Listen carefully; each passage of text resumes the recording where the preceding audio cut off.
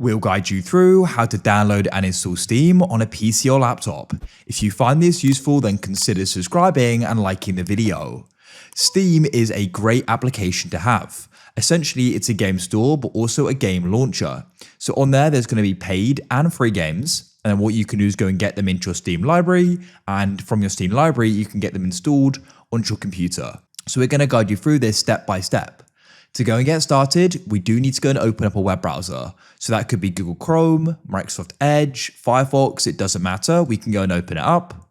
Now what you want to do is you want to go and search for Steam, and you want to come to the site store.steampowered.com. You'd easily find it in a search engine though.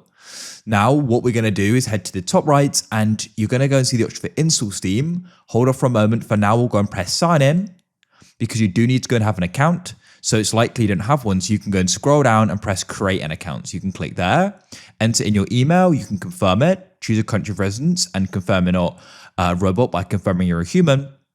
You can read the agreement, and you do need to be 13 years of age or older, and press continue. And you can then continue with the account creation process. It's really simple. Then after you've got your account, you can come to the top right of Steam and press install Steam, and you'll have the install Steam button, which you can then click on, and the Steam setup has now gone and downloaded. So you can come out of your web browser and you want to go and open up your file explorer. Come to your downloads and you're going to go and find Steam setup, and you want to go and double click on it like so.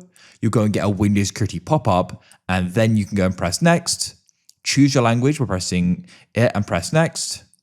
You can choose where it's installed. Personally, I don't change that and press install. Go and wait, and you want to make sure you have run Steam selected, and you can press finish. Now, it's likely an update will be done. Every time I've installed it, I found that. So you can go and wait for this to complete. You can go and see the progress here. It shouldn't go and take too long. It will then go and install the update, as you can see, and it will check again, and it may go and do another. That's now disappeared, and shortly the login will appear. And now what you can do is go and sign in with your account name, not your email. That's really important. So mine is Tutorial Tucker.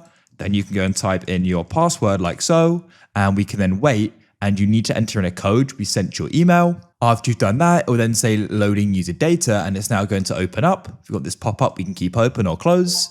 So at the top, you've got the store, and you can browse through different games. Then you've got your library, and your games will appear in here, and you can click on them and press install.